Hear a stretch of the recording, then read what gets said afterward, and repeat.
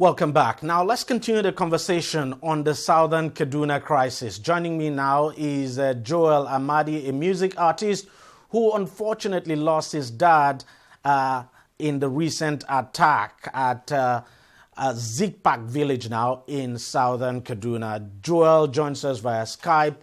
Joel, thank you very much for joining us on the program. First of all, please accept our sincere and deepest condolences over the death of your dad. But tell us, how exactly did this happen?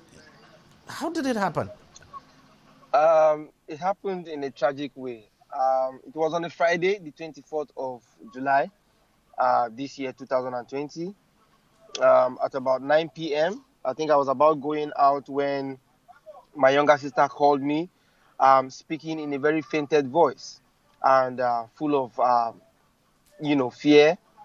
And then she was saying that unknown gunmen are shooting in the community, and they've been shooting for over 3 to 4 hours now. And then I asked, where's my dad? She said my dad went out at exactly the same time, they started shooting, and he's not returned till now. I was like, this is 4 hours, and you're saying my dad has not returned? She said, yes. So I started trying to reach out to other of my relatives, my cousins. They weren't picking. So I kept it steady on my sister, In between she was speaking, in between she wasn't picking, because she was scared at the same time, saying the killers or the gunmen, came close to our house. So she was scared to pick to avoid them noticing that anyone was inside the house, until the next day, Saturday, the 25th, that they confirmed that my dad was shot and died instantly, and then other villagers too were also shot. It's really quite unfortunate. Really, really sad. Yeah. But look, before that incident, had there been an attack like that on that village?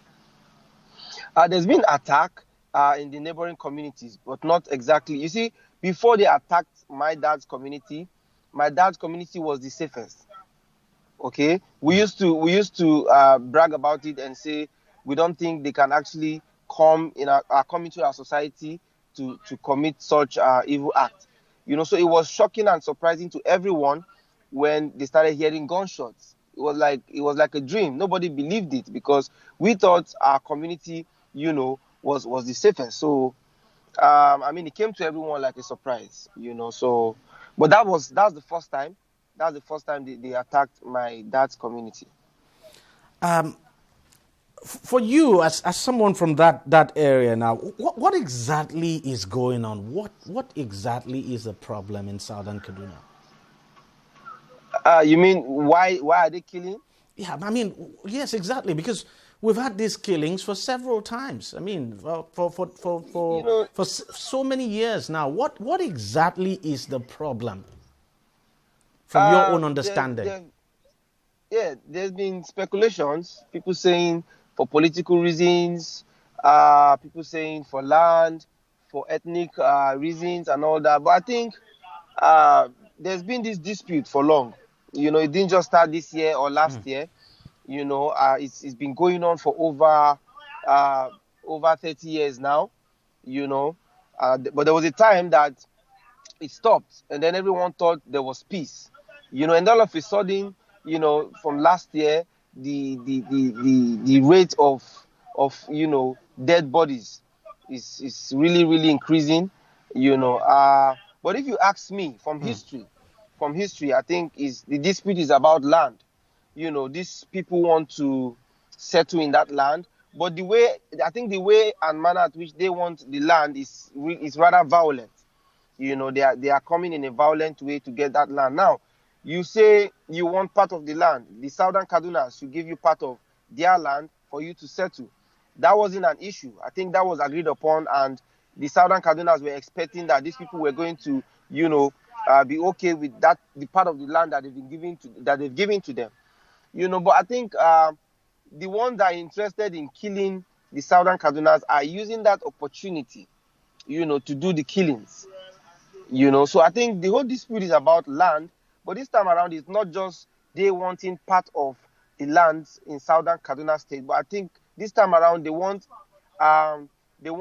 every every villager, in Southern Kaduna communities to completely, leave that land and let them take over. That's what they're planning to do right now. How do you feel that up till this moment? I mean, you made it very clear that, look, it's an issue that has been there for for about 30 years, but the government has still not been able to crack the situation, to find a final solution to it. It must be pretty frustrating for you. Yeah, I feel bad in different type of ways. I don't know if I should say I feel disappointed.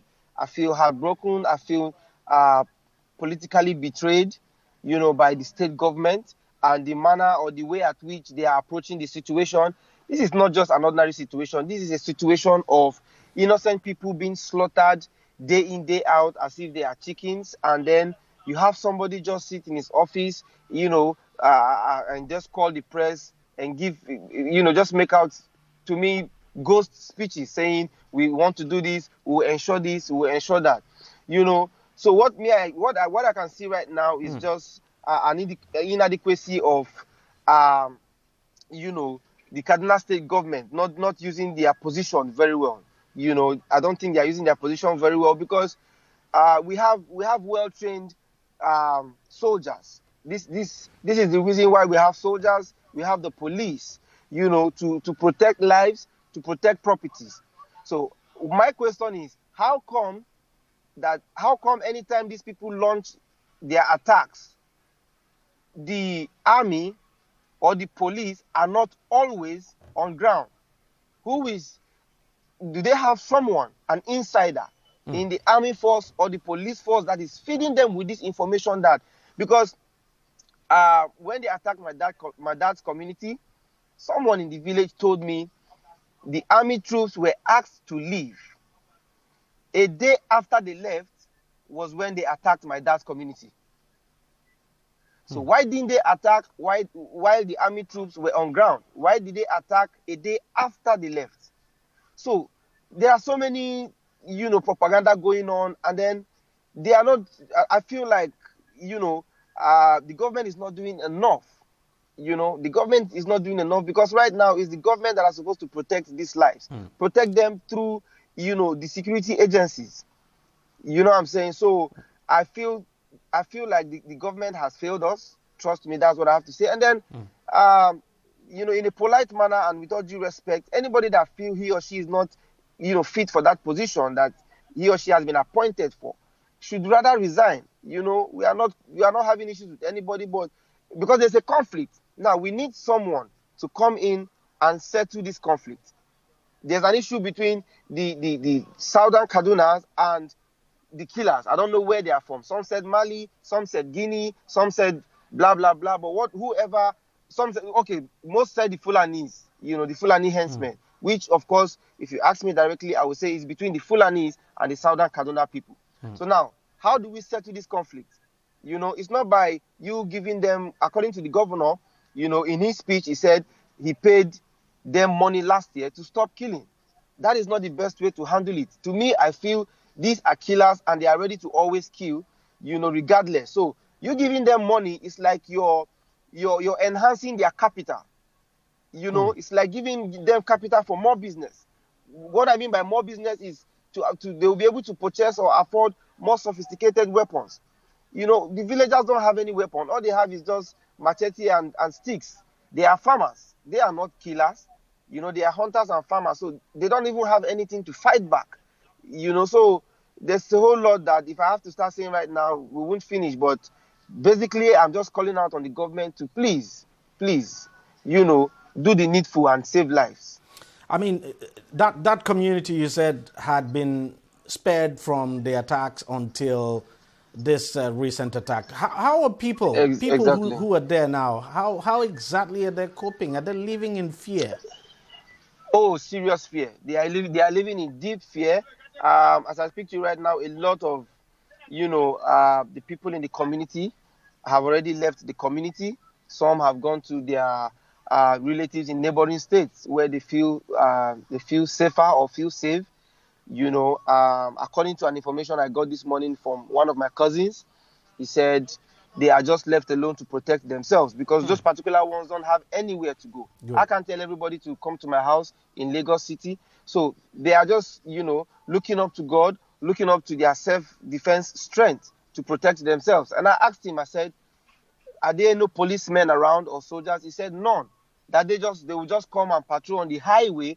But we lost Joel Amadi there, and well, that's how much we can take on the program. We send our sincere condolences once again to Joel over the death of killing, I should say, of his father.